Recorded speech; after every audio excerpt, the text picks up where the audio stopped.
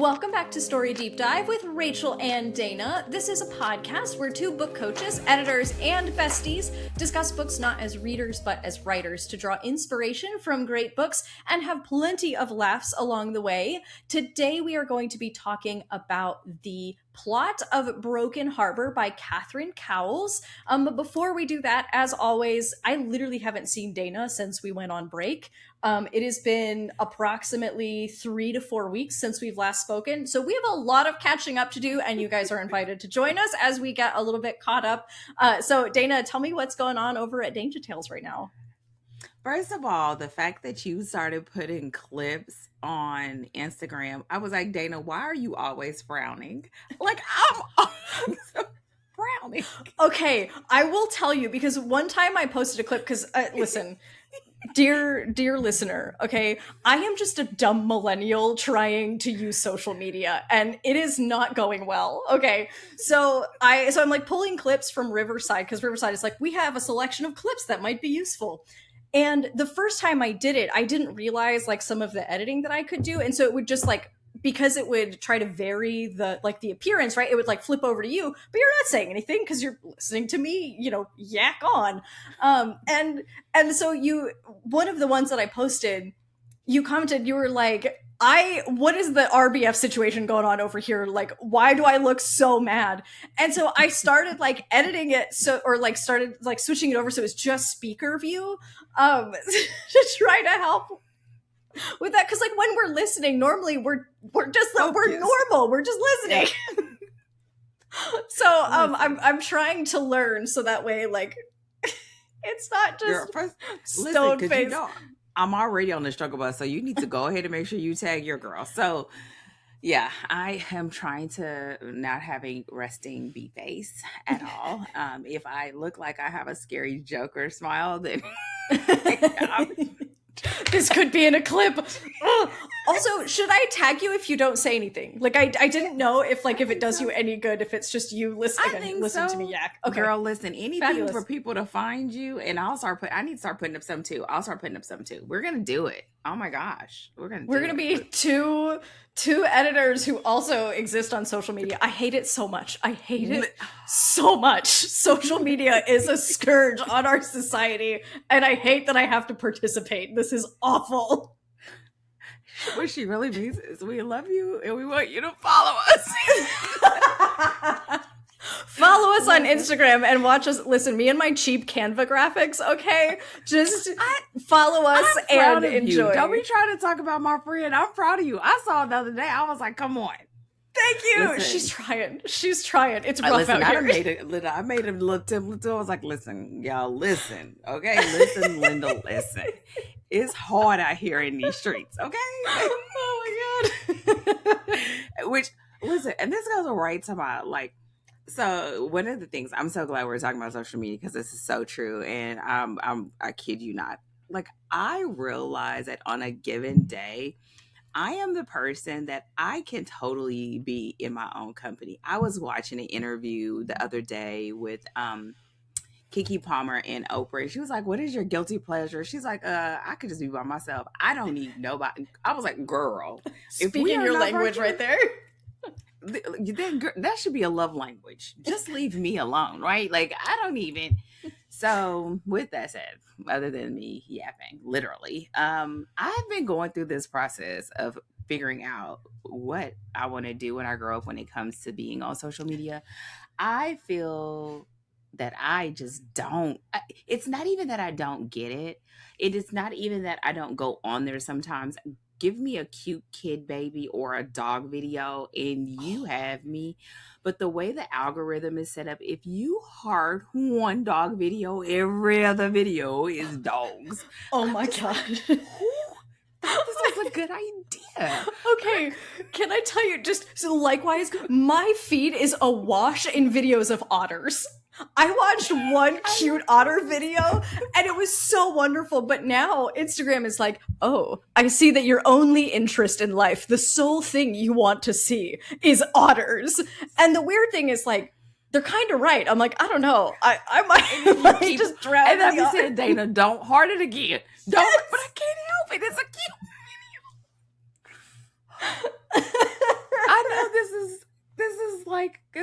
American problem. I don't know. I just listen. I be saying that don't you touch it. I'm like, but it's so cute. Listen, why? And I'm just like, who?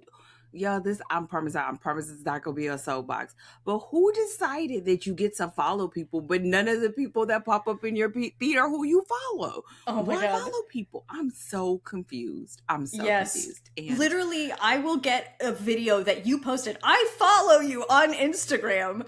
I will get a video that you posted like 2 days later, and it'll show up on my feed for the first time, and I'm like, what? Hello? But you know what? This goes to show you get slammed if you don't do what you're supposed to do. Y'all, if you see it, heart it and add a comment. Even if you say, hey, girl, yes. hey. Because if you don't, your feed is going to be full of otters. Thank you, Rachel.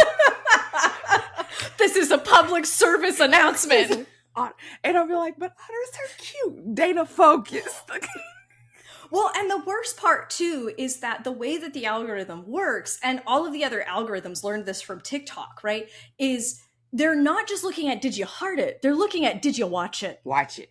And so literally I have had to start like, because there was this phase in my Instagram life where I saw one video of some band's live show and I was like, oh, like this is kind of cool. And then that band was all over my feed for the next like 2 weeks. And I literally would see those videos and I'd be like, Rachel, you like, I don't care if it looks like the show might be interesting. You have to keep scrolling. Otherwise Instagram's going to be like, oh, I see you like this band. I don't even like that band. It's like, but Instagram is like, you must be a super fan, huh? And so that I had to like, don't watch it. Just keep scrolling. Save yourself. Here's the part that I mess up the whole thing. I know that. And then I see something that's interesting. So we're like planning to go to this concert. And we're like, ooh, I was like, oh, it'd be cool to like see some like outfits or whatever. Was somebody like one of them came up when they saw, oh, you're going to the concert. Here's some concert outfit ideas. I was like, oh, okay. Now everything. I'm like, but the concert, it ain't even until October. I'm in Houston. You can't show me nothing I'm going to be able to wear. And listen. Girl, I was like, they'll make it so that I'll swipe so much that now I'm like, you know what, just get off. Because if I see it, I'm going to want to watch it and I'm not supposed to watch it because I can't heart it. And then if I heart it, then you're going to keep showing it to me. Then I won't like it anymore because I keep watching them. Yes. So that's where my life is. And this is the like self-defeating algorithm. Meta, I hope you're listening with all of your horrible spying technology. I know you can hear me. Now listen. I have a grievance. No. So with that said, I'm on Instagram more because I decided to be a part of this Yap challenge. Rachel. Rachel. As someone who doesn't like being on social media, yes. Say more. Tell me more. Listen, I don't understand. Listen, y'all, I feel like this is a counseling session.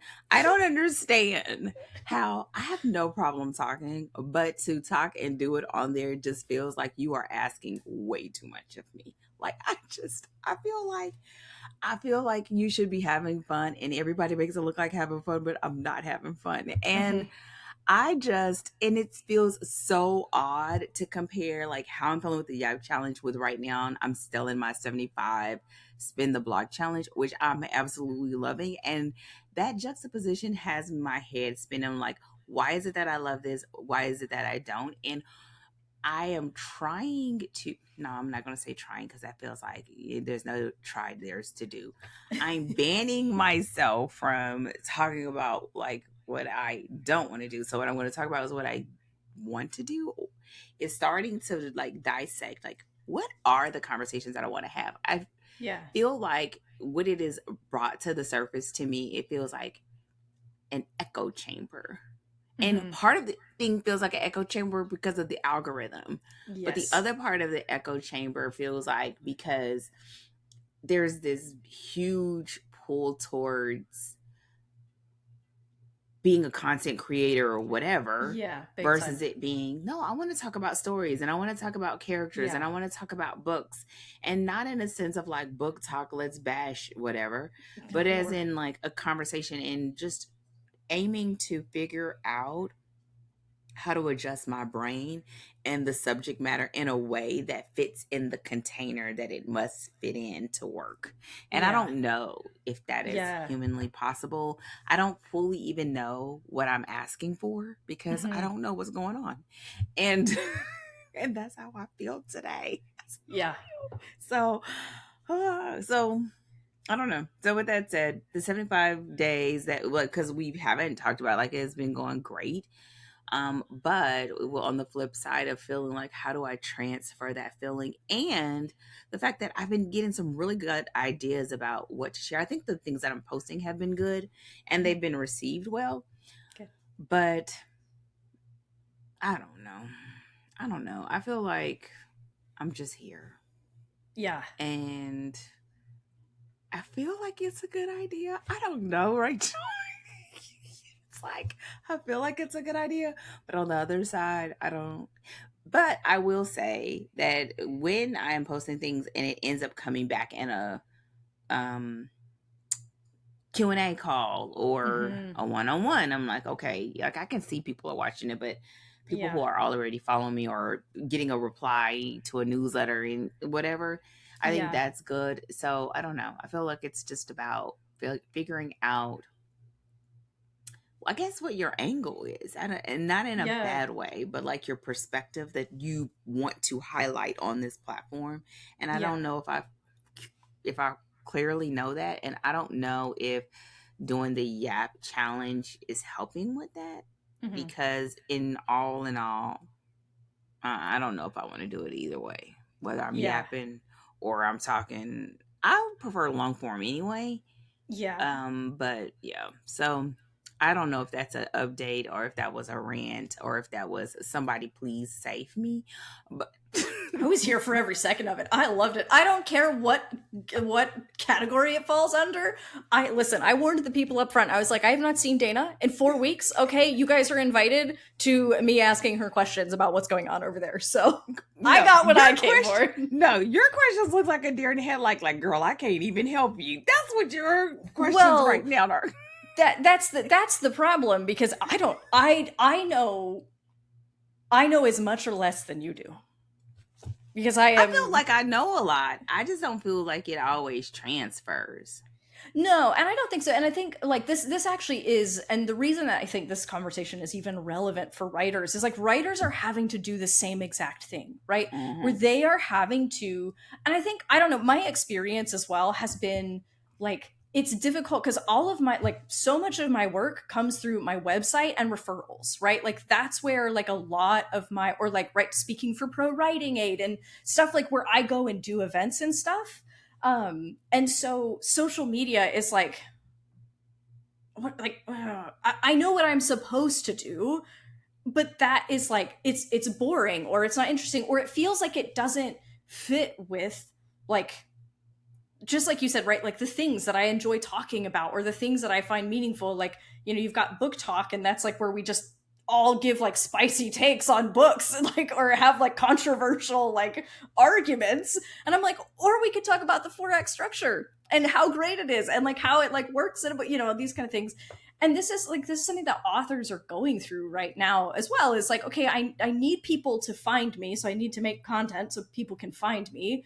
How do I do this in a way that doesn't make me want to die every day? Right? Like that is the Yeah. like I feel like doing it as an author is easier than doing it as a coach, because as an author, you've already created the content.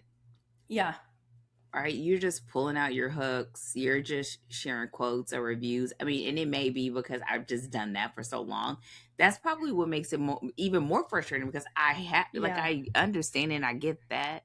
But Mm-hmm. I feel like when you're talking about it from a sense of, I don't, we're not going to talk about guru. I think in a sense of, again, I feel like it's conversations, but when I'm talking about conversations, there are very few people that are like, oh, I want to sit here and doom scroll talking about the 4 act structure. No, they want you to move so you can see the cute otter video or the puppies. They're like, Right? get out of Move here. There her. are otters down there. Get out of here. Listen, there's a puppy after you. But at the same time, you know, I'm fully aware that if you learn how to just stop the attention that I can say something that'll make you stick to the end, or at least I think so. Mhm. And I think that's what it is. And I just feel like there's that, but it's also the thing of like, where does it get to the point where you know people are doing it so that you can stop and then clicks the link, and we already know that that is why you're doing it in the first place. People are not just doing it because you just want to do it.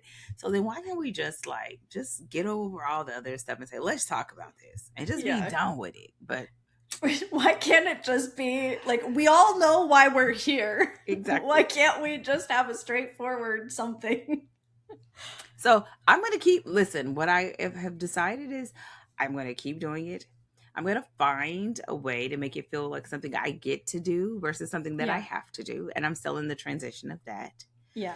And I've been finding topics that I'm already talking about.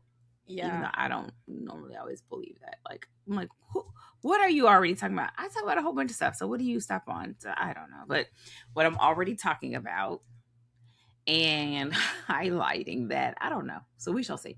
My desire and hope is that by the end, I don't know, maybe by fall or something, like after I'm doing it for a while, that I hit like a rhythm that feels sustainable and that feels exciting. Like, oh, I get to talk about this week. That's what I want it to feel like.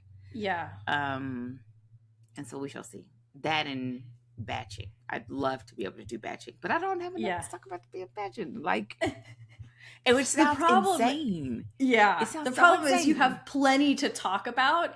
It's distilling it down, like picking it, like getting like, oh, I need to like focus on a single topic and then talk on the single topic versus, and this we run into this in the podcast all the time where it's like a single topic, because books are meant to be so tightly interwoven, a single topic actually dovetails into like 50 other topics. Exactly. And so to like pull it out to like have a single strain where you're like, I'm talking about this one thing alone and this one thing alone, is, guys, content is 2 thumbs down right now is what we're feeling.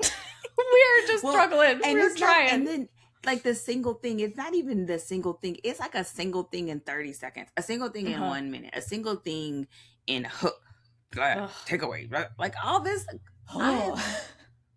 Girl. And you know what? And the crazy part is like, I love a good framework. I love a good structure.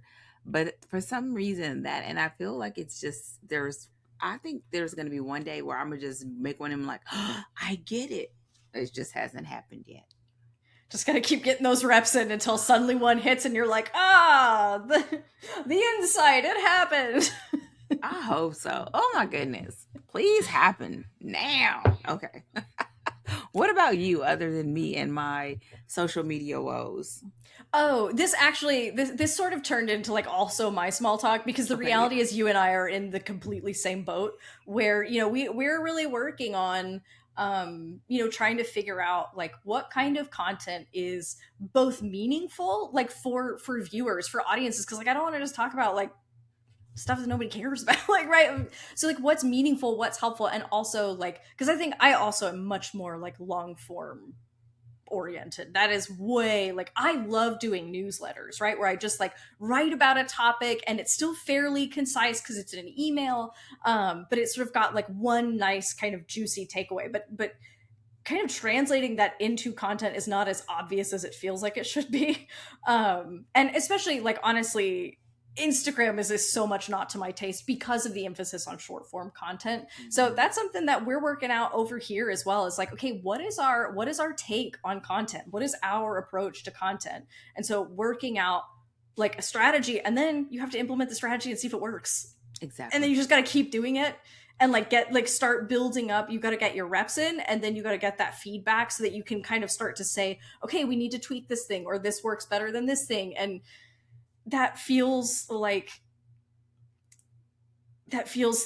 infinitely into, like, it's like just like content infinitely into the future. And I'm like, oh God, like, can I please just work with my client? Like let me work with my clients and read manuscript. Okay. All right. Exactly. So that just, I'm right there like, with you. Give me 140,000 word manuscript first, please. Oh, Like, please. Just send me that manuscript and I'll just get in there and I'll leave my comments and I'll write my editorial letter and that is my happy place right there. This whole like let me talk for 60 seconds about a thing. Like no, I would girl, not like to do that. Which is why I keep making clips from the podcast because I'm like I already said stuff. So I'm just going to pull these clips where I'm saying things. I need to. I need to, because half the time I'm like, Lord, I got to turn on the camera and I got to think about, did I put on eyebrows today? Like, for real? Like, Versus for the podcast, you're like eyebrows already on, cute pink girl, that's only because, glasses. listen, no, that's only because I keep telling people, y'all gonna see me in these hair wraps because I'm training for this running. My hair really looking a hot mess because I'm like, listen, girl, I'm gonna be putting on a baseball cap and just roll with it. I just look, you can't get everything at once, so y'all just gonna have to get it the way I got it. And listen, I'm gonna bring that fire, but I'm just gonna be like, listen, Let me say, the hair wrap looks so fabulous. It looks so good. thank I you. think you look so like so put together and so chic. Like it just you and I don't know like you the way you wrap it like it just looks so good. Anyway, I'm not sleeping on the head wrap because it looks very cute. Listen, I'll take it either way because even if you were sleeping on it, you would be sleeping on it because it would still be coming. Okay. Because it's coming whether you like it or not, it's going to be there. So listen, whether you like it or not, because listen, I remember back in the day when I was younger, be like, oh, I got to do this and that. Listen, y'all don't know what y'all gonna get from week to week. Dana gonna be a different Dana. It may be a wig, a bob, a baseball cap, or something over the eye. I don't know. it's It'll a be whatever works. surprise. Listen, It's the we gonna Dana grab bag. We should be so lucky. giving you variety, That's flavor. right. I love that different Like, flavors of Dana. Is that the same co-host? Yes, it is. just swapping out co-hosts week to week. Just listen, don't come for me unless I send for you. Just roll with it. Just remember, I warned you. I warned you. See, we can't say we're not even allowed to be surprised. No.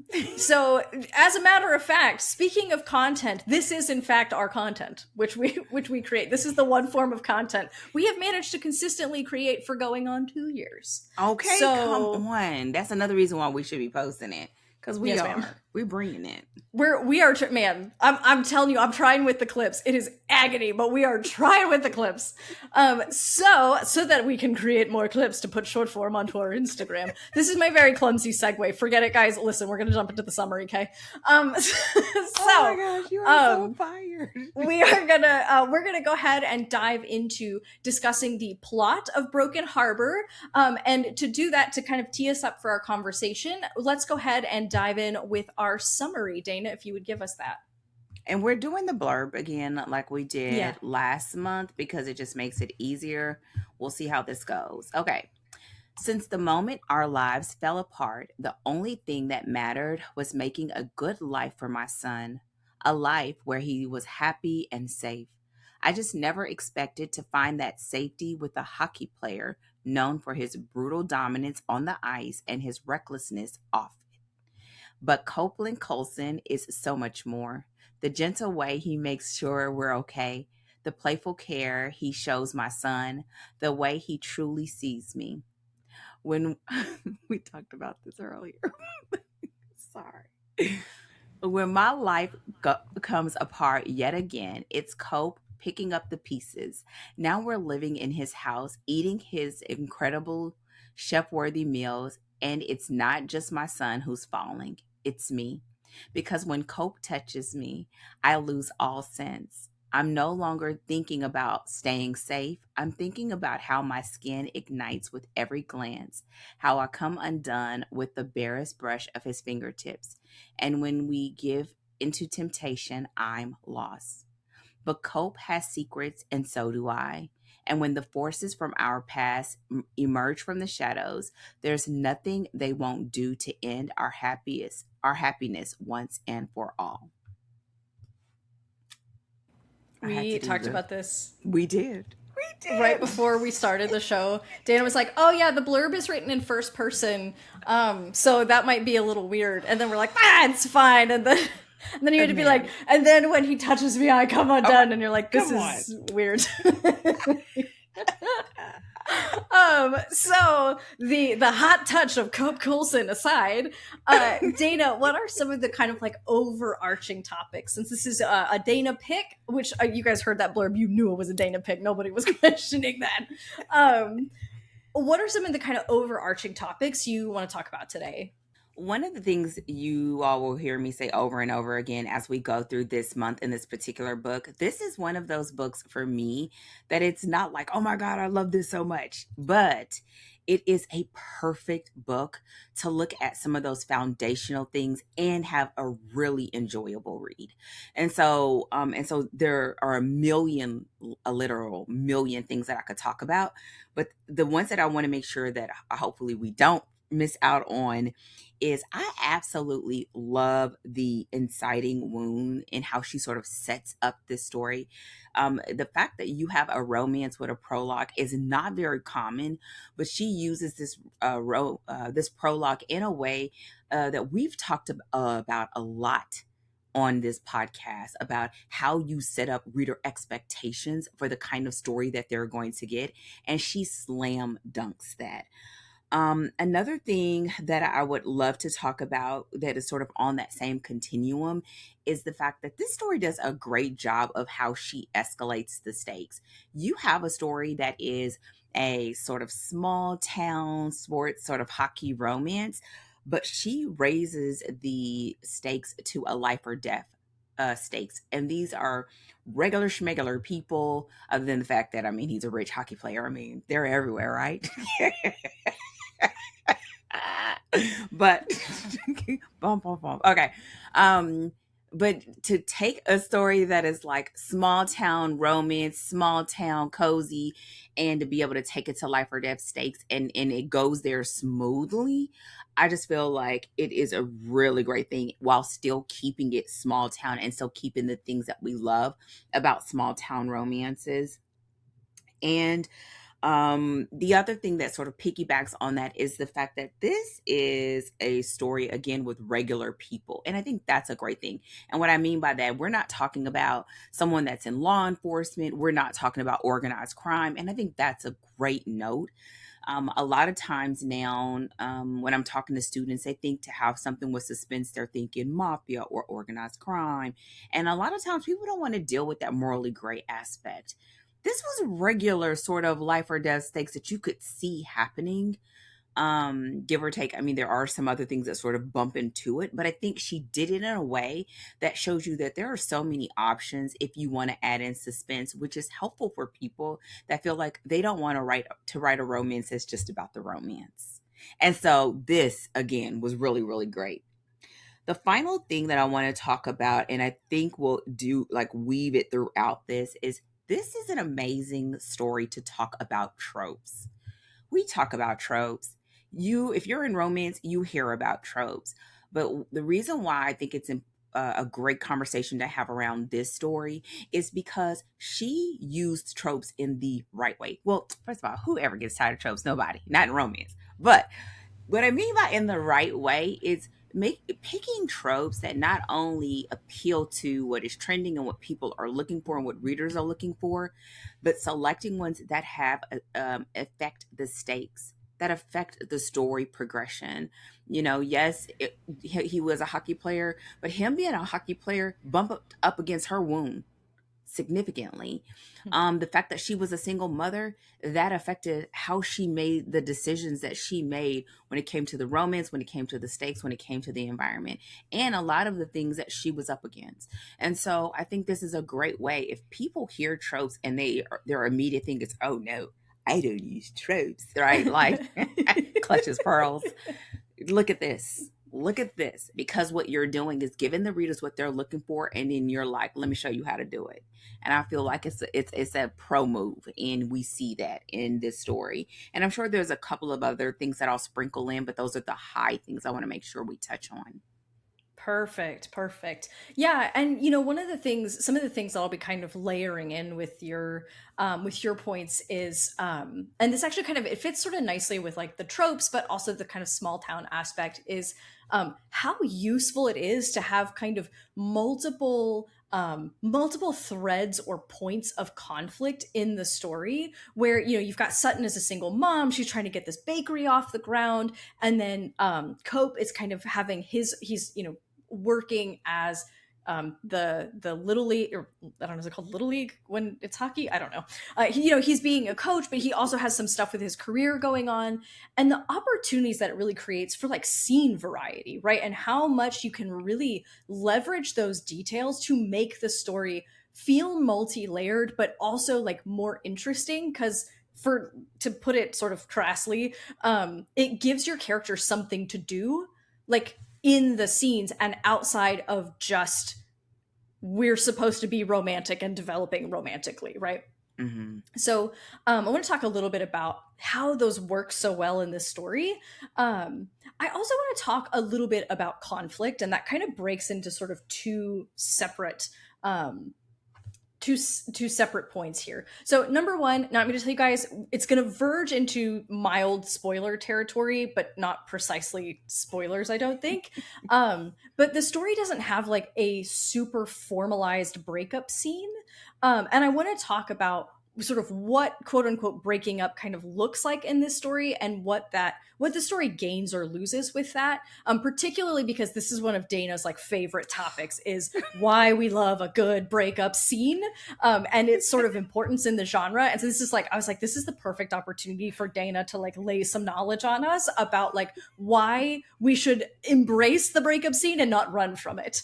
And sort of likewise, the final thing that I kind of want to talk about is how to really embrace like interpersonal conflict without it feeling melodramatic or like, ooh, if you would have just had a conversation and not miscommunicated, like this whole thing could have been avoided. Because I think because that's tiresome, a lot of times writers will do kind of the extreme opposite and try to run away from interpersonal conflict or elongated interpersonal conflict.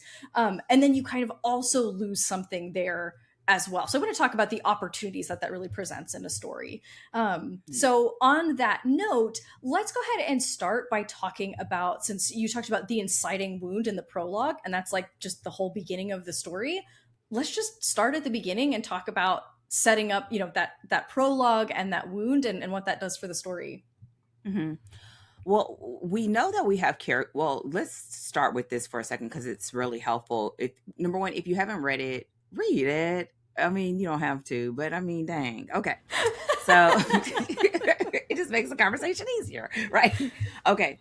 You have Sutton, who is a single mom of a boy named Luca. Mhm. Is it Luca? Okay, Luca. Yeah. Because you know me in names. Luca, who is adorable.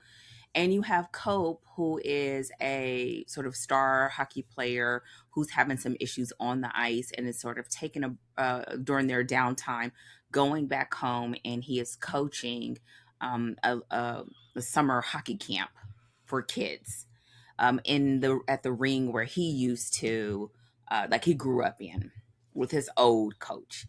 And her son, Sutton's son, Luca, loves hockey. Sutton low key hates hockey because it's really a part of her wound, that sort of the demise of her family unit, and it sort of was the caveat of bringing them to this place of where they are now. But what we open the story with in the prologue, and this could feel a little bit like a spoiler, but this is something you can see in the look inside. It is the very beginning of the story, but we see a moment where it is Sutton and Luca basically trying to live a normal life in in some tough circumstances, because I don't want to give it away. Some tough circumstances.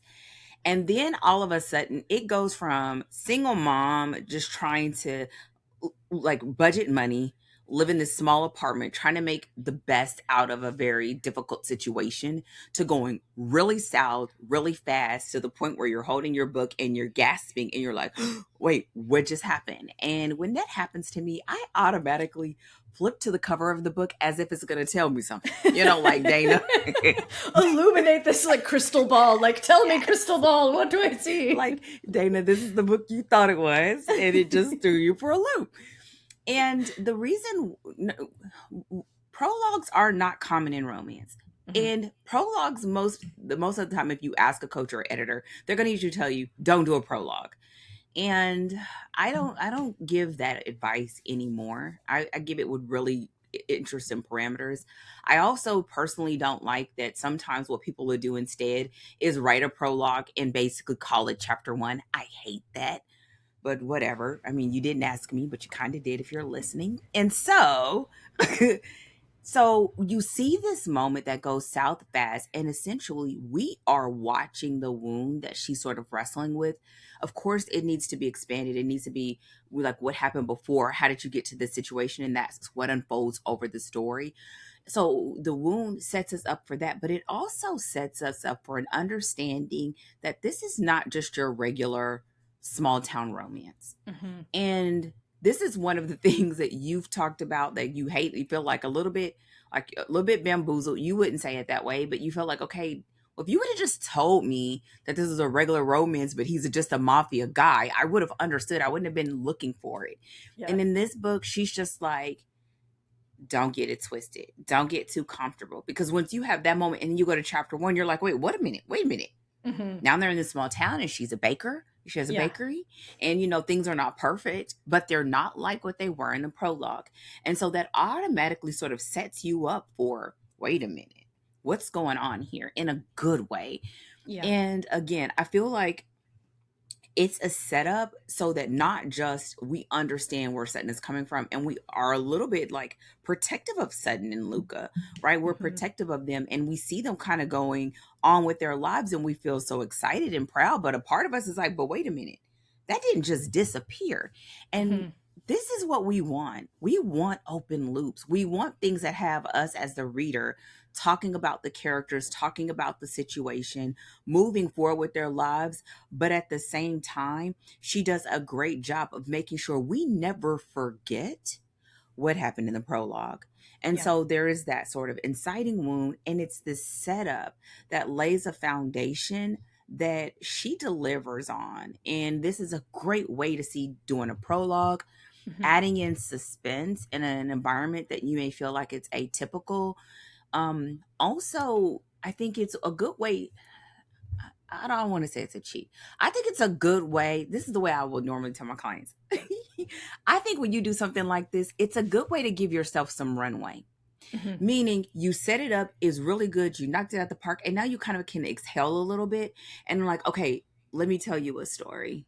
Yeah. And it's not meant to be a cheat, but it does give you some wiggle room to let you build up to where you want to go, while at the same time letting us know, don't forget this part because it's relevant. Yeah. Well, and something that she does, and I want to put a pin in prologues because prologues are super common in fantasy, but there's a lot of ubiquitous advice about prologues that I find unhelpful because, like you said, the general advice is don't do a prologue, and it's just like, no. And that's like super not helpful because actually prologues can be really useful. So I want to put a pin in that because we should come back around to that because I think it's really important. But I want to say first that something that works so well in the first chapter is because we had that prologue and then we get into the first chapter and, like you said, we're in a small town and we're talking about a bakery, like what is going on? But what we also see at the same time, like the way that the author lets us know that like, no, we're still in the same book and I did not forget. Don't you worry about a thing, because we see the way that Sutton behaves super specifically in light of what happens in the prologue, right? So we see her, double checking the parking lot. She has these very strict rules with Luca about what, when he's allowed to go out and where he can and can't go and the order in which they do everything, right? And so that we actually see what happened in the prologue continuing to affect her, even though it happened. It was a year or 2 years previous. I can't remember I think how it much was like it distance was. there I think is. it was less than 2 years. I think it was like a year and some change. Okay, I yeah, don't know. I want to say 18 months, but you know, yeah. But there's some distance between time. that Yeah, prologue, but we're watching those ripple effects continue to impact her. And so that's telling us a lot about, because it's also helping with our setup for the story. So we're getting our small town promises, but we're also getting the this is going to come back. This wasn't random or arbitrary. So be like Sutton and have one good eye out, right? yeah, And that's such a great setup for developing the story, even though she's mixing two things that we don't usually think of as being very compatible: suspense and small town romance, right? hmm Um, and so I like that aspect of the prologue to chapter one relationship is so good. So do we want to maybe pivot over to also talk about some of the heuristics and the rules we like to kind of put around prologues? yeah. I want to say one more thing about that. I think that also is one of the reasons why I think this is a great book to use as an example book. Even if you Mhm. say, I don't want to do anything, I don't know about hockey, yeah, I don't want to do anything about sports. When you have a story like this, and this is just like if you're looking for a comp or you're just looking for an example in a story to just get an understanding, when you have a story that lays it out clearly like this, it helps you to see the patterns, even if you don't want to write a suspense, but seeing how, okay, she did this setup and here are the crumbs that Mm-hmm. keep us connected to it, even though we're Yeah. allowing this full story to unfold. And sometimes you gotta, it's almost like you almost have to be literal so that you can Yeah. then relax a little bit and write Mm-hmm. the story that you want to write. And it helps people to see how you then, well, then what are the things that she used to do this? How did she set up this character? What are some of the things that she used to connect them? What does she use some of the things to create natural conflict, right? Yeah. What are the things that she used to show the gravity of the stakes? And we can see them pretty clearly. And she writes them simply, but in Mm-hmm. a really great way that it feels whole. So Mm-hmm. that's another thing that I want to sort of put the way that you can see that is helpful, whether you want to tell this kind of story or if you want to do something different, but you just want to see how it's done because it's Yeah. done well here. Yeah, And that's so yes, good. Absolutely. Because right, the point is that you're again using those breadcrumbs. And so you want to like this is a good one for looking at those breadcrumbs in and action seeing to it. say, here's how she maintains this thread, almost like an undercurrent, That's right. without falling into the pit like one of two pitfalls, which is number one gonna be like feeling like you forgot about it altogether. And it's like, I'm sorry, did she just forget about this? Did we like right? And we just don't know, and we're like, okay, this seemed like it was really important. Why isn't it coming up? Or without doing something that feels really heavy handed that was like, ah, yes, and I remember that horrible day and that horrible thing that happened to me. And like the right, so that it feels like the writer's like, hey, remember this bad thing that happened? Yeah, it happened. I remember too. And you're like, okay, like, fine. And so she really threads that needle really nicely. hmm But yeah, we can talk about prologues totally. Okay, yeah, let's. I just want to have like a quick convo about this because like I said, I have strong feelings about this. Come on. So the reason that the sort of again this it's this very broad strokes approach to prologues is simply because a poorly done prologue is not desirable, right? And it's easy to kind of do a prologue wrong. And so a lot of times like you'll get this super generic advice that's just like just don't do a prologue. And it's like actually do a prologue for the right reasons if you need one. And it's about knowing when you actually need one. That is the trick that you are looking for. Cuz sometimes the common pitfall I think is using a prologue just to give us some background information, just to kind of like, here's some stuff that I think you should know before I actually start the story, which is not especially helpful because it slows down the pacing of the beginning of the story. But prologues are really good for a lot of different things. So, number one, I think if you're opening the story with a POV character who is not your protagonist, it is a really good idea to stick that like to make that a prologue again if you need it. I'm just that's like the overarching caveat. If it's not necessary, then don't do it.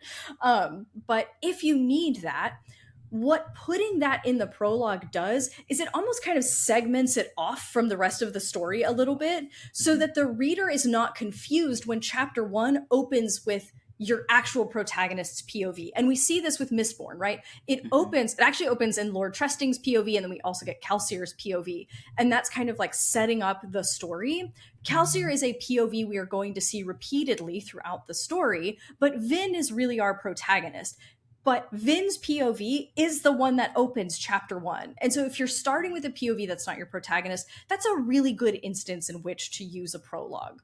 The other time that a prologue is helpful is when you need to establish like tone and stakes up front. Right. So the example I like to think about, now this is a movie example, but I like to think of the example of John Wick, right?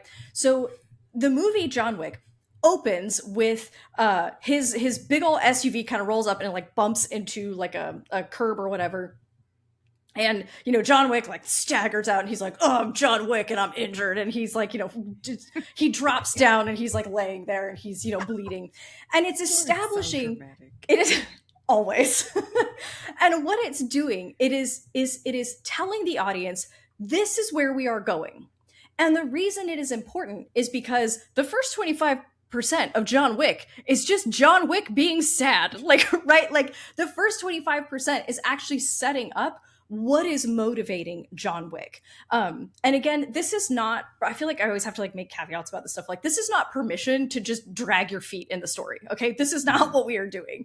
But the first 25% of John Wick is where we're establishing his loss, his relationship to the thing that's actually going to trigger him to get involved. And then like, but that takes us a little bit of time. And without that bit of prologue, your audience may, because, you know, you think they've watched a trailer, there's some marketing around the movie, they're going to show up, they're going to be like, did I get, who sent me into a Swedish noir? What is going on? Why am I just watching Keanu Reeves be sad? What do you mean? Right.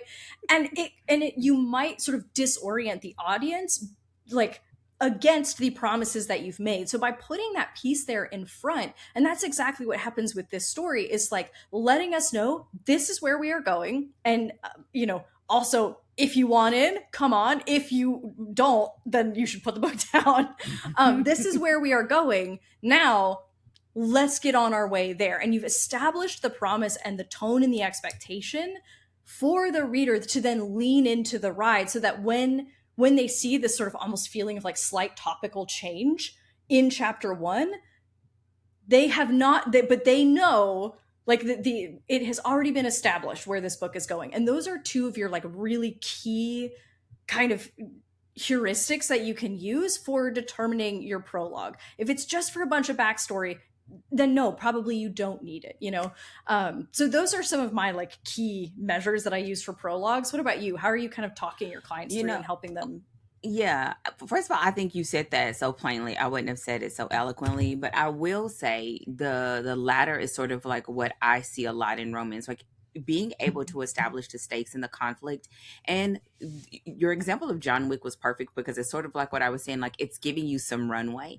And sometimes you need that runway when you have to remember your first act is all about establishing the status quo and that being interrupted.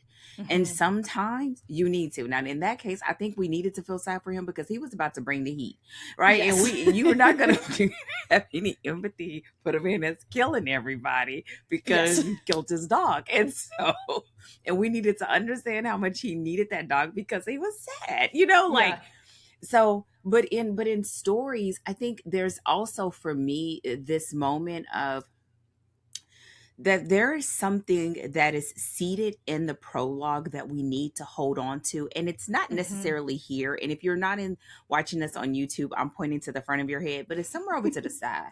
Yeah. And we just don't need to let that go to make you go, right. And sometimes it's subtle like that. And you may be someone where you really like that song, Let Her Cook. You need to let her cook a little bit so she can get there. And sometimes the prologue can help you with that. But I think what it does is it doesn't give you sort of this pass, but it also, for you, the writer, it increases the stakes because it's so easy to mess it up. right? So it means you're almost giving yourself a harder task by giving yourself that runway. So Yeah. this is why I'm more cautious about it, not because I want to stamp don't do it, but Right. I think it's one of those things that it is very helpful. And then there are some genres where it just feels right when you are about to do a certain type of thriller, or you're doing a certain type of murder mystery or something, to be able to set that up. If it's the sort of, almost like, if you will, the campfire for the story, Yeah. to be able to set it up and to be able to do it in that moment, and maybe even do it in a different point of view, like the victim's point of view or something like that, that you're gripped.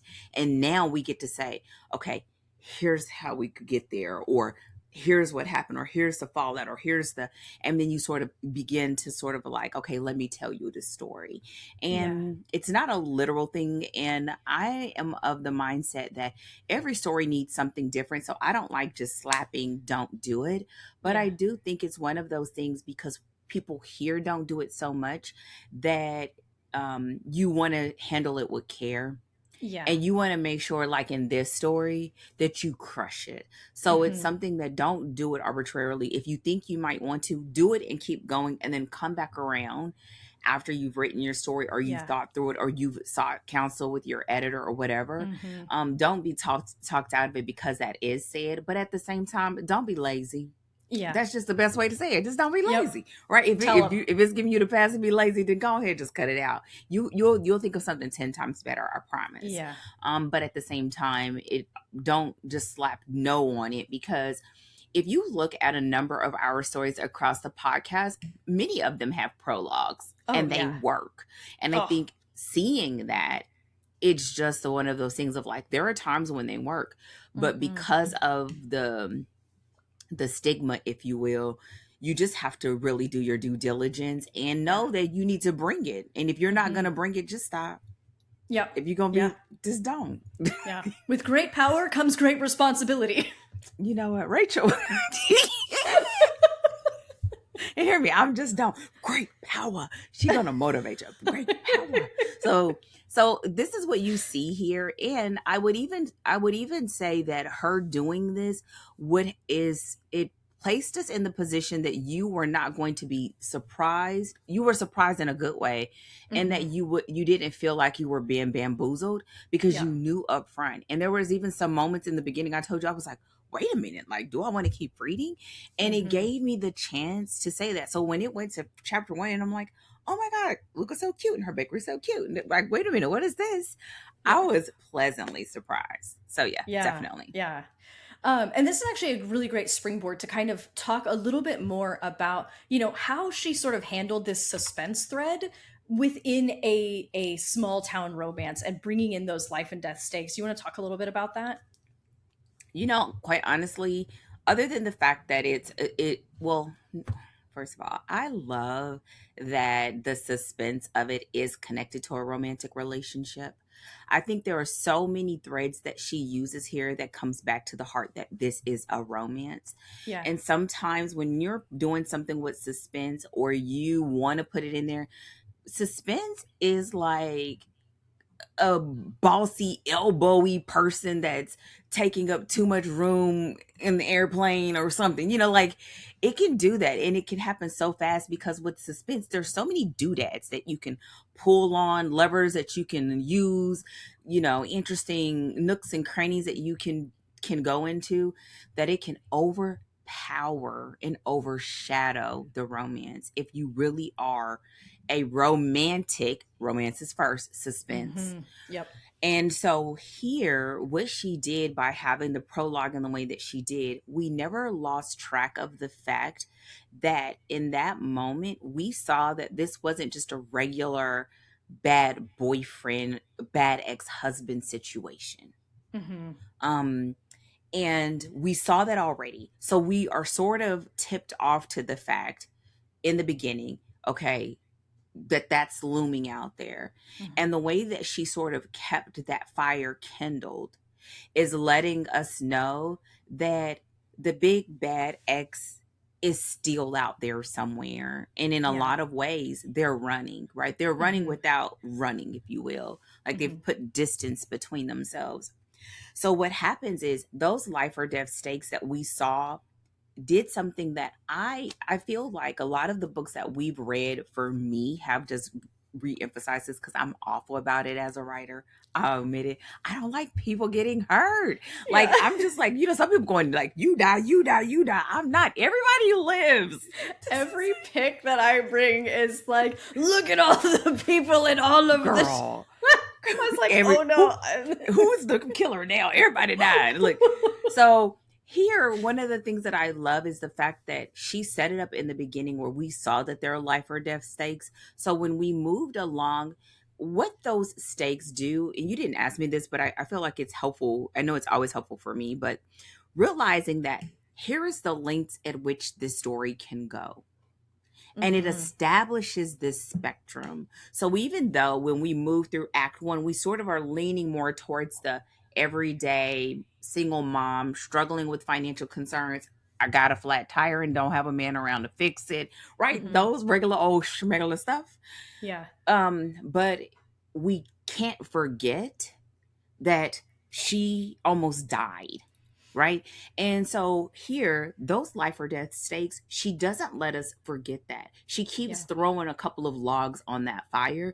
And what that does is it makes it where it's sort of that saying where both can be true, that this is a cozy, found family, like great situation to be in that was different than where she was before, but it is also something that she's still looking over her shoulder. She's still watching out for phone calls that are coming on her phone, and there's still a threat out there that she cannot forget, and she's trying her absolute best to not forget it.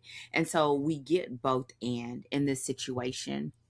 And what I love about it is it allows you to have both, right? The romance sort of building and kindling, but you also have that suspense of the ex and the circumstances there, which is going to go to something that you want to talk about with the conflict, because not only does she make sure that we sort of have a couple of logs kindling this fire, but she makes one of the sort of conduits, if you will, of that situation connect to Cope.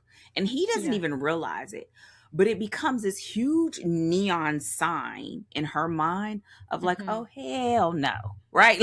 Yeah. She didn't say it. I'm going to say it for her. She's like, oh, no, no, no. He plays hockey. He's aggressive on the field. Like it's all these things. And it all stems from what we got to experience. Right? And not, she told us, okay, back to some of our past episodes, but what she showed us, and it becomes not just a kindling of a thing that could happen, but it becomes the kindling of the thing that she has to heal from to have connects this right back in. Come on. Listen. Oh, it's so good. I'm gonna make Rachel a real romance reader any day.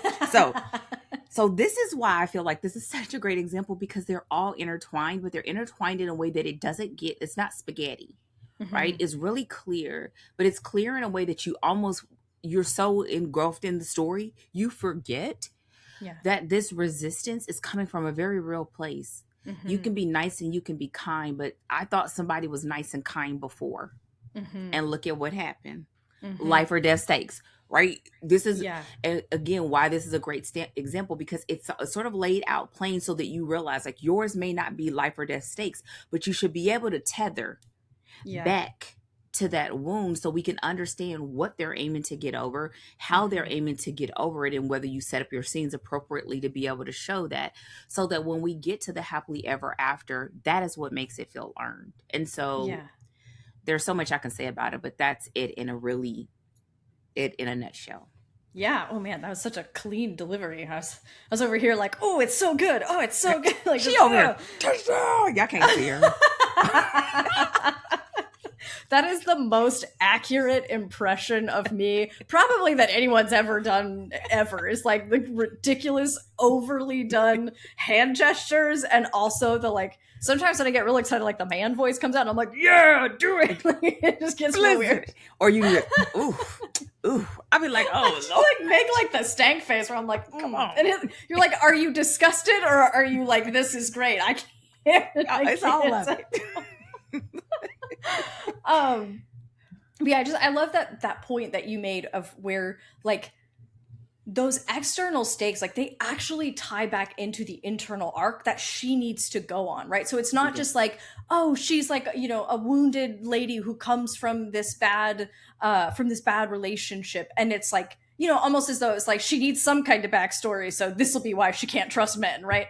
But instead, using that and saying this is the journey that this person needs to go on, and using that, like giving it almost relevance in that way, right? Because it is actually materially impacting her development and her life, and that's the thing she needs to overcome. Plus it gives us kind of, it puts us in a similar position as Sutton, right? Where it's like, we're in a cute small town, this is fun, but there's something weird hanging over the A story, cloud. where again there's this like this sense of danger lingering, but we don't know where, and we don't know where it's going to crop up, and but at all times we know it's there, and that's Mhm. literally Sutton's life. That is what it Exactly. is like to be Sutton, and we kind of get to experience that in the story.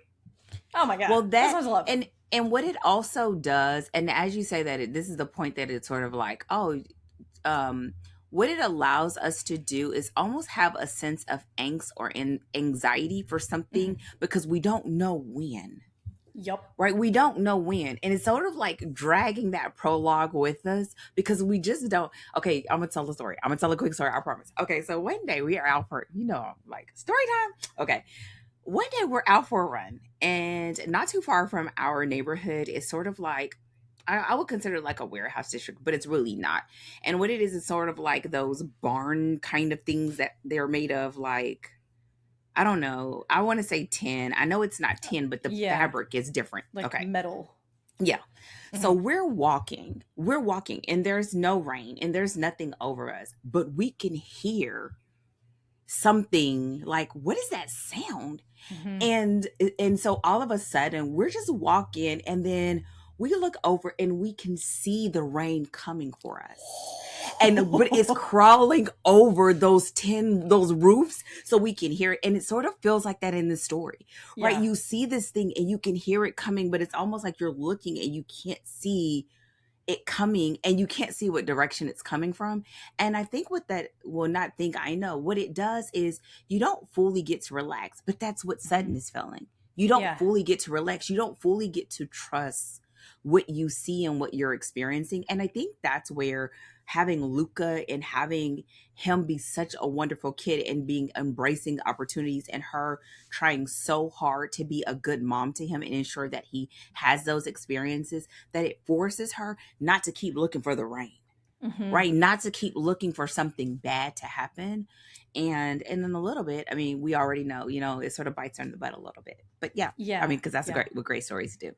Yeah, absolutely. Yeah. And that's kind of a great springboard too, to kind of talk about you know, why you kind of want to have multiple threads, and why it's good to have multiple sort of directions or arenas of conflict, right? So, you know, this we have a romance, and then you've got these kind of additional threads that constitute the story. So we've got Sutton with her ex, we've got Sutton, you know, being a single mom trying to take care of her son. She's trying to, you know, get this bakery off the ground and sort of survive. And what this does when you have multiple elements like this is it does a few things. Number one, it gives you multiple things to bring down on your protagonist's head at major moments, right? So when Hmm. the chips are down, the chips are really down. But then also, what this does and what you see this do in the story is that it actually gives us like a variety of ways to experience the romantic development, right? So Hmm. it's not always just them at Cope's house. It's seeing Luca at the hockey rink, and you know, and Cope seeing Sutton at the hockey rink with her son, and the way that she, you know, interacts with him, or the way that he interacts with her. It gives you a chance to bring Cope into the bakery, right, and to get obsessed with the cupcakes, so what it's doing is it's almost like it's giving you different sets, right, for bringing the protect your love interests together, and it allows you to see different facets um, of the like of the characters, right? Because we see them in these different environments and it allows you to bring out different elements of them. And that really gives the story so much more of a robust feeling, right? And it really helps like kind of round the whole thing out. And it means that, you know, because we've had this kind of this issue with other stories where it's like when the romance isn't happening, there's nothing else to do Nothing on the to page. do. We're just like wandering around. In this story, in every scene, we have something we are working on. We got something to do, and it's giving rise to more opportunities for romance and more opportunity for connection and development. And that's a real strength of kind of having that sort of those kinds of multiple angles of conflict and sort of threads going on in a story. This is the thing that I like to call your story feels lived in, right? That it feels like the story was already rolling, their lives were already rolling before we entered the story. And then we can clearly feel in our minds and in our heads that the story continues. So just because they're falling in love, it doesn't mean that everything else around them stops. And this is something that is just honestly, I feel like giving it a little more thought in your writing and drafting process, it makes the writing process easier. Yeah. Right? Because you have other stuff to do. You have other environments. You have other people talking to friends, talking to coworkers or whatever. Now, you don't want to just do things for the sake of doing them. And this is where them connecting back to those core moments is so important, but it is really is a great thing. And also, I think that sometimes we could think, well, I need subplots. And I think we could get a little bit too much, like too much going on. And when you have a story like this that is fairly long, you are going to have a lot of subplots. You are, because it's a robust story. But I think a lot of times I want to think about it as in connections and things that have beginning, middle, and ends on their own. And we see not only it was transpiring between this couple, but we pick up what's happened in other couples that were from previous books and other characters that may have stories in the future, which is common in romance. And it becomes a wonderful sort of playground, if you will, for all of that to transpire. Yeah, absolutely. So since we're already kind of approaching the topic anyway, do we want to talk just about conflict more generally and the importance of the breakup scene, what we maybe lose without having a very concrete kind of formal breakup scene?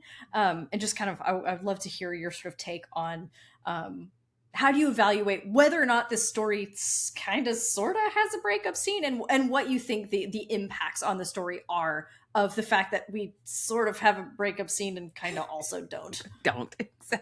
First of all, Rachel's trying to get me on a soapbox. She trying to get Yes, me. I am. Oh my god. No. we want the Dana soapbox. That's why I come to the podcast. Oh my gosh. So first of all, I think every story should have a breakup scene. Okay. First of all, in this story, do I think there's a breakup scene? There's a soft one. I feel like it's more of an emotional breakup versus an actual breakup. Basically because of a difference in whether things were communicated or not without giving away the story. But I feel like every story, every romance needs a breakup scene because a love not tested cannot be trusted. One of the things that I do not like, and I feel like I can say this with a lot of authority as a writer and an editor and a reader, is I do not like when a story pits the fact that a character changes for the love interest. Like you first of all, hard pause. Think about this as a person. If your girlfriend comes to you and like, I'm changing to get this man, you already know that is a lost cause. It's Red only flag. a matter of time. It's only a matter of time. So the same thing is true for a book, right? And I feel like what you get when you have a breakup scene is you get an opportunity for both of those characters to really decide what do they want for themselves and what are they willing to do to make that happen.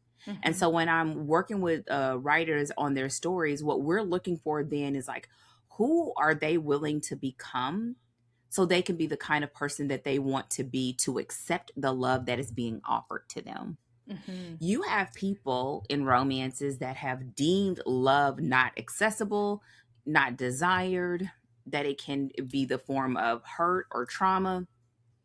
And what you're saying in your story is, yeah, maybe that is what happened there. We can't discount that, but this love is different.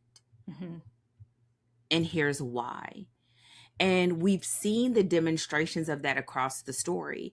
But if Sutton was just um, no longer in hiding because Cope said so, Mm-hmm. or if Cope now decides, oh, I'm ready to be a one woman man and, bring on a kid too because I want to sleep with you or whatever, Yeah. you're just like, dude, gross, ew, get another Yeah. main male character.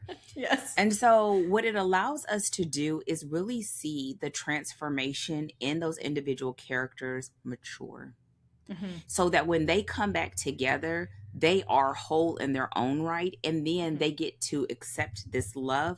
And then they become the versions of themselves that they always wanted to be, but Mm-hmm. circumstances wouldn't allow that, Yeah. right? That they've identified and addressed the wound, that they've, is it 100%? Like, you're not going to go from, oh my God, I'm totally shattered in chapter 17 and chapter 18, I'm 100% better. Like, watch me roar.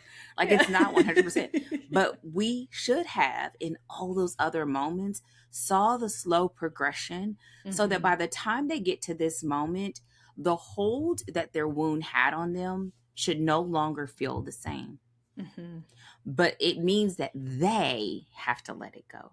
Yeah. Right. And so I can talk about this forever. It's kind of woo woo, but it's so amazing about romance, right? It's that now what you're saying is if they let it go and they really look at it of like, okay, maybe that wasn't the love that I thought it was. And maybe I was accepting something that I shouldn't have. And Mm-hmm. right. But that's only because they're beginning to deduct from the things where there's been proof and shown that this person is not like this person. This person loves my kid. This person loves me, but it can't be him that tells her that, and it can't be Yeah. her that tells him that, right? Mm-hmm. There's moments that he needed to have with his family and with his siblings, and there's moments that she needed to have with herself and even with her son, Mm-hmm. so Yeah. that there could be wholehearted love. And this is why I feel like even when readers are screaming, because readers don't like breakup scenes, and I understand why, but the real reason why a lot of times we don't like breakup scenes is because you're selling us a happily ever after, and a breakup feels like not a happily ever after. Mm-hmm. And you would be right. However, we don't want toxic love either. Yeah. Right? Toxic love is a no-no. Yeah. And so what we're saying is don't give them toxic love. Give them a real love. And the only way you can give them a real love is by ensuring that they don't come in with the baggage that was already present in that relationship that needs to be sort of fully healed so that they can show up whole. And so in this story, I feel like it was an emotional breakup. It wasn't as strong, but I do also feel like it was a slow onboarding to the relationship. Yeah. And there were times where they were addressing the things that needed to be addressed individually, so that when it all sort of hits for real, it is a huge aha moment for both of them. And I think the climactic scenes on sort of helped to get over the fact that it wasn't a clean break. Yeah. But I think it was handled. I think there's a couple things where I was like, but overall, yeah. Yeah. So that makes give sense. them a breakup scene. Give them a breakup scene, y'all. Let them break up. Yeah. Right? It just, we don't want them breaking up in a way. Well, I mean, you might break up in a way. There's some that I've seen that they break up in a way that I'm like, they never get back together again. And when you say that as a romance reader, if it's a real romance, so don't get me on that soapbox today. If you think they are never going to get back together, what do? You read more. Why? Because you know they're going to get back together. It's romance. They have to. They have to. So now you're like, how in the world are they going to do this? Oh, baby, is that some of the best reading ever? Your eyes would never move as fast as you think that. And that's what you want. That is a page turner. Yeah. I promise you. So yeah.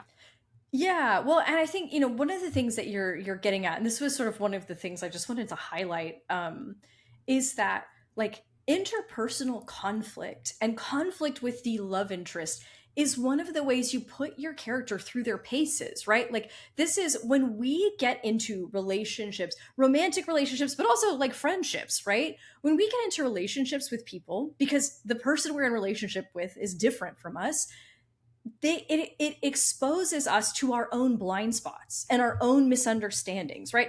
I mean, okay, here's a quick story for you guys. Since Dana got one, I'll give one. Except it's a story that makes me, it's embarrassing for me, but it's fine. Those are most of my stories.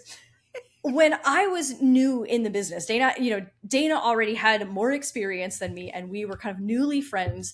And I didn't know how to charge for my editing services, right? And I was charging $15 an hour because I was like, I don't know, like at the jobs, I was a barista. I was like, well, I made $10 an hour there, and so like this is a slightly more like established, like I'm supposed to know my stuff. I've got this training behind me, so $15 an hour. And Dana was like, "What are you doing? You can't even get a Starbucks coffee and a piece of banana bread, girl." That is dead on the exact words that Dana said to me, right? But it's like when you have a blind spot, there's a reason it's called a blind spot, because you don't see it. You don't know what you don't know. But when you get into relationship with other people, they see things that you don't, right? They have strengths that you don't. And that sometimes will also mean that you butt heads with them, right? And so in a romance, but in any story, right?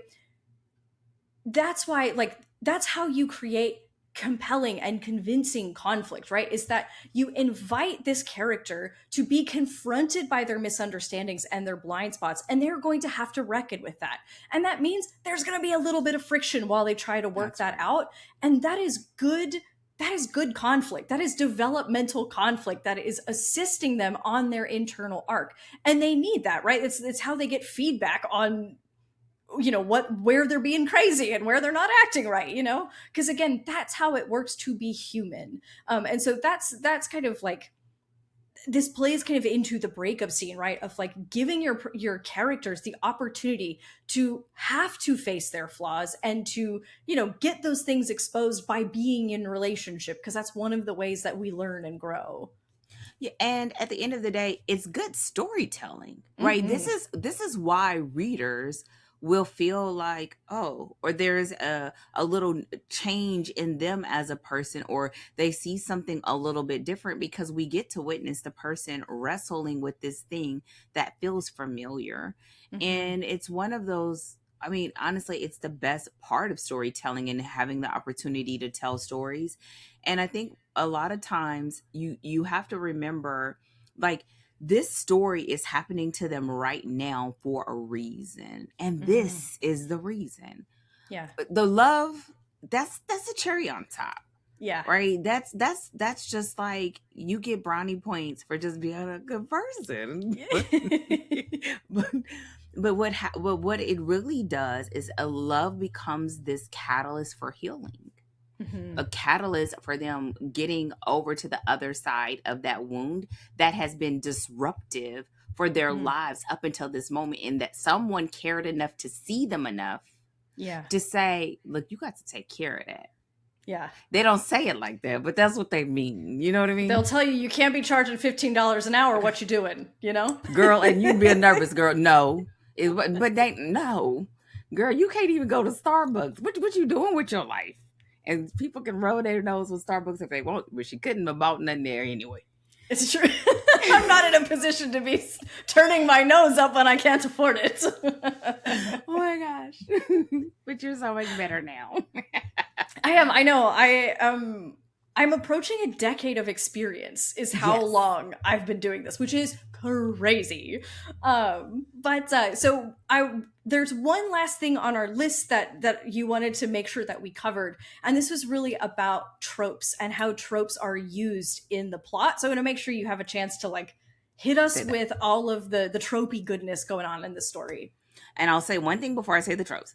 The fact that we've already talked about this, but the fact that she's doing this all with regular people, right? The fact that he's not in law enforcement, they're not detectives, they're not anything of this sort, they're not in organized crime.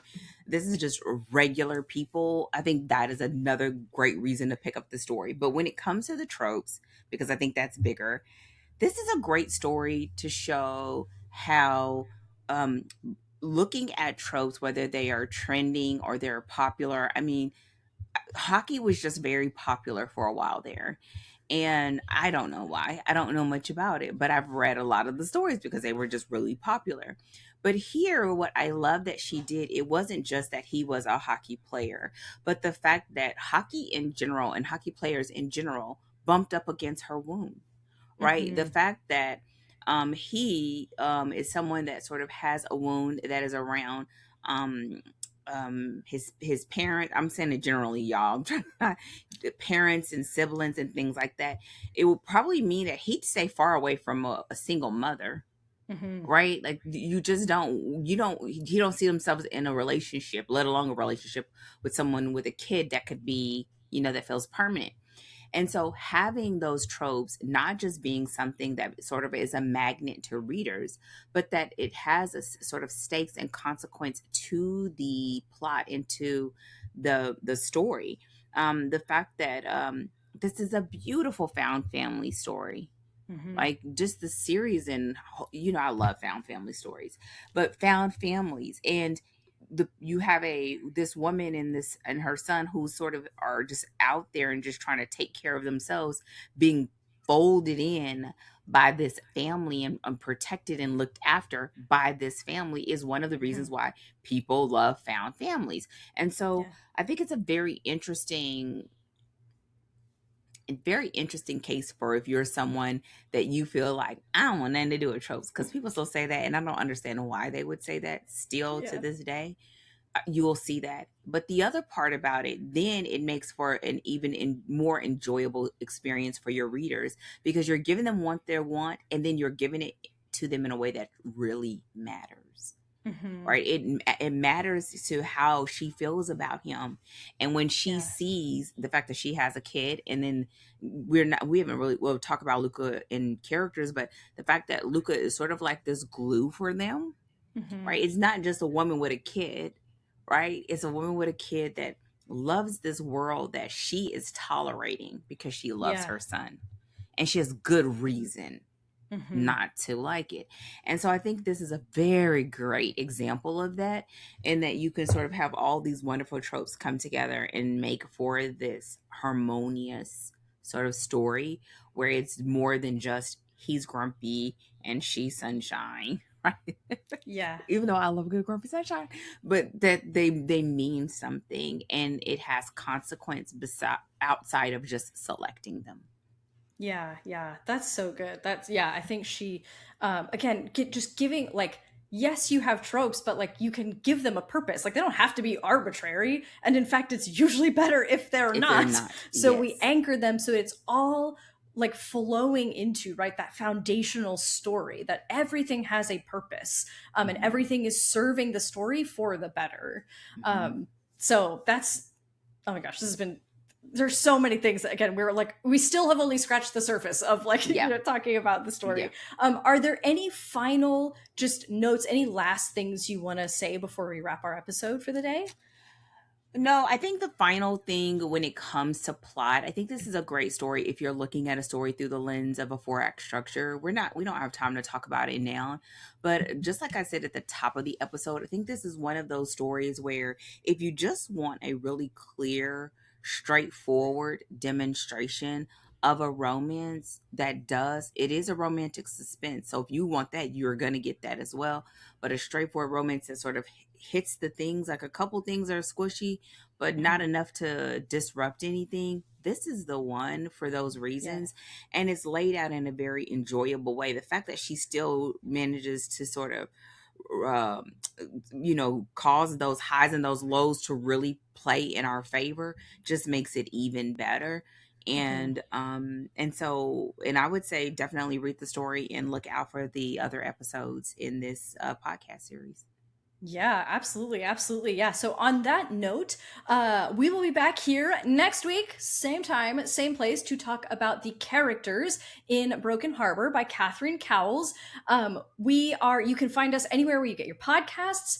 You can subscribe on YouTube in case you want to see the facial expressions and wild hand gestures. Well, wild hand gestures on my part, never on Dana's part, unless she's doing an impression of me, which her impressions Oh are my very gosh. good. No, but I got the rest in B face that I'm working on. If you guys want a little good rest in B face, Oh my gosh, no, Dana is focused. radiant. Dana is radiant, and no one can convince me otherwise. Don't forget to like and subscribe. Those are the main things. And then leave us a comment if you have thoughts on this book, if you have questions, and again, if you have other romances that you would love to hear us, potentially add for our 2027 book list, because that's coming around the corner. But other than that, we will see you next week as we talk about, again, characters for Broken Harbor. We can't wait to see you there. And as always, happy writing.